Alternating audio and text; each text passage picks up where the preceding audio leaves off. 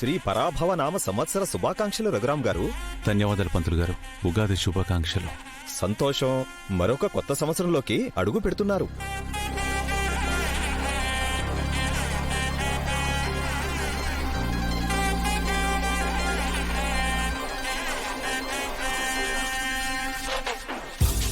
ప్రతి సంవత్సరం మీరు ఇక్కడికొచ్చి పంచాంగ శ్రవణం చేస్తున్నారు. మీరు చెప్పింది చెప్పినట్టుగా జరుగుతుంది. ఈ సంవత్సరం కూడా మీరే పంచాంగ శ్రవణం చెయ్యాలి. సంతోషమయ్యా.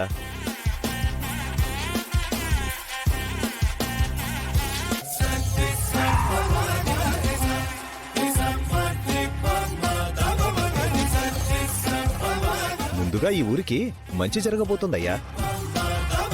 పంచాంగం ప్రకారం ఈ ఊరు ఎంతో అభివృద్ధి చెందబోతుంది. వృద్ధిలోకి వస్తుందయ్యా. ముందు వివరంగా మీ గురించి ఒక మాట చెప్తాను.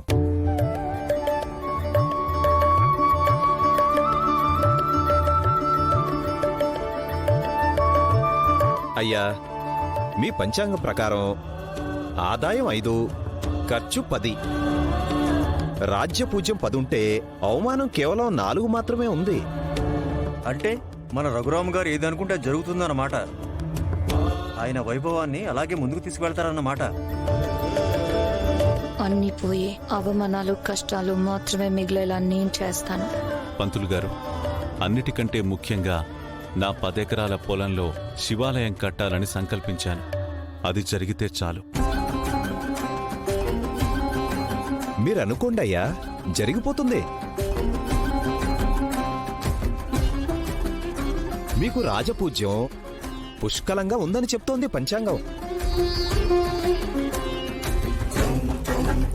మనతో పాటు మన ఊరు కూడా సుఖ సంతోషాలతో వర్ధిల్లుతుంటే మనకింకా ఏం కావాలండి? అయోధ్య ఈ రోజుకి చరిత్ర పుటల్లో పుణ్యభూమిగా నిలిచిందంటే అక్కడ రామరాజ్యం ఉండటమే. అలాగే ఈ అయోధ్య లంక కూడా రఘురాము గారి సారథ్యంలో వారి చల్లని చూపుతో ఎల్లకాలం సస్యశ్యామలంగా ఉంటుంది. పంతులు గారు, ఒకసారి నా జాతకం కూడా చూసి చెప్తారా? నీ జాతకం చెప్పడానికి పంచాంగం చూడాలా? చేసుకున్నోళ్ళకి చేసుకున్నంత అన్నట్టు స్వయం కృతాపరాధాలు ఎన్నో చేశావు. నువ్వు అనుభవించాల్సింది ఇంకా చాలా ఉంది. కానీ అయినా నువ్వెక్కడేం చేస్తున్నావు పని చేయకుండా? అదేంటండి, అందరూ ఇక్కడే ఉన్నారు కదా, నాకు అక్కడ పనే ఉంటుంది.